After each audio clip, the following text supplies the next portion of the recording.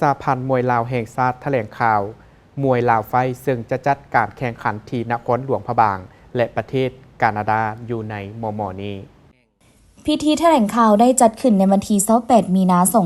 2025อยู่ที่นครหลวงจันทน์โดยการเข้าร่วมของทานสุกดาลานอละแซงรองประธานสหพันธ์มวยลาวแห่งชาติพร้อมด้วยภาคส่วนเกี่ยวข้องเข้าร่วม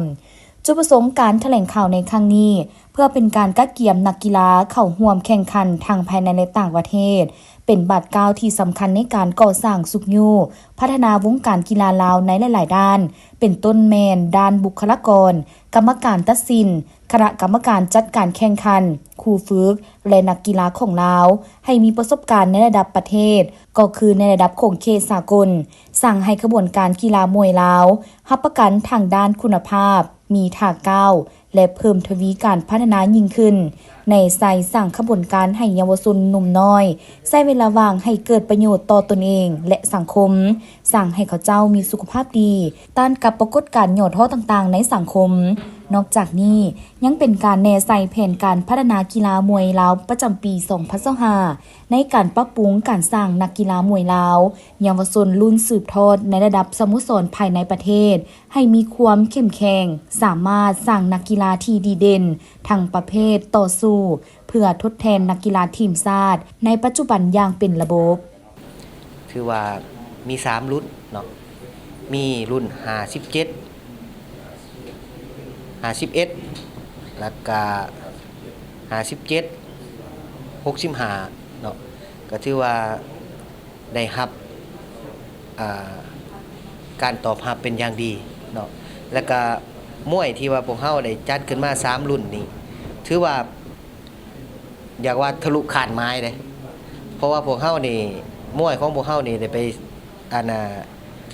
ได้ไปตีอยู่มวยวันแชมเปี้ยนชิพเนาะถือว่าชนะน็อก2คู่เสียน็อกคู่นึงก็ถือว่าพวกเฮาได้ดืนขาดไม้เนาะคันว่าเปรียบเทียบเป็นเปอร์เซ็นต์ก็ถือว่าใกล้ 50% ขึ้นเมื่อก็ถือว่ามวยลาวของพวกเฮานี่ก้าวไปสู่สากลได้แล้วปีนี้พวกเฮานี่จะได้จัดอาจจะบ่ได้เฮ็ดแบบเก่าเพราะว่าจะได้เฮ็ดเป็นแบบว่าลักษณะเฮ็ดเป็นหอมาราธอนเนาะจัดเป็นงานเนาะงานทำอิฐนี่พวกเฮานี่จะจัดอยู่แข้งหลวงพระบางเนาะเป็นแข้งหลวงพระบางในวันที่12เมษายนปี2025เนาะแล้วก็ต่อจากนั้นแล้วแม่นพวกเฮาได้ไปจัดอยู่ประเทศแคนาดาเนาะแล้วก็ต่อจากนั้นอาจจะได้ไปอยู่สป.จีนเนาะแล้วก็ท้ายปีอาจจะได้จัดอยู่ภาคเหนืออาจจะเป็นบ่แข้งบ่แก้วบ่หรือว่าแข้งอื่นๆที่ว่ายังได้ยังศึกษาอยู่เนาะแต่ว่าสุดท้ายที่สุดเนี่ยจะเป็นจัดอยู่นครหลวงถือว่าพวกเฮานี่ไปแคนาดานี่ถือว่าพวกเฮานี่ไปมันมีพาร์ทเนอร์ของพวกเฮาอยู่พุทธเนาะเป็นผู้ประสานงานให้ถือว่ามวยลาวของเฮาได้ไปเนาะในผู้ที่ว่าได้แชมป์3รุ่นนั่นแหละไปเนาะไปโชว์เอกลักษณ์มวยลาวของพวกเฮาหั่นเนาะให้ชาวต่างชาติเบิ่งว่าพวกเฮานี่มีความสามารถปานใดแล้วในคณะสหพันธ์ของพวกเฮานี่มีจิตใจอันเดียวก็คืออยากสร้างมวยลาวเข้าสู่สากลเป็นหยังเฮาคือไปอยู่ต่างประเทศ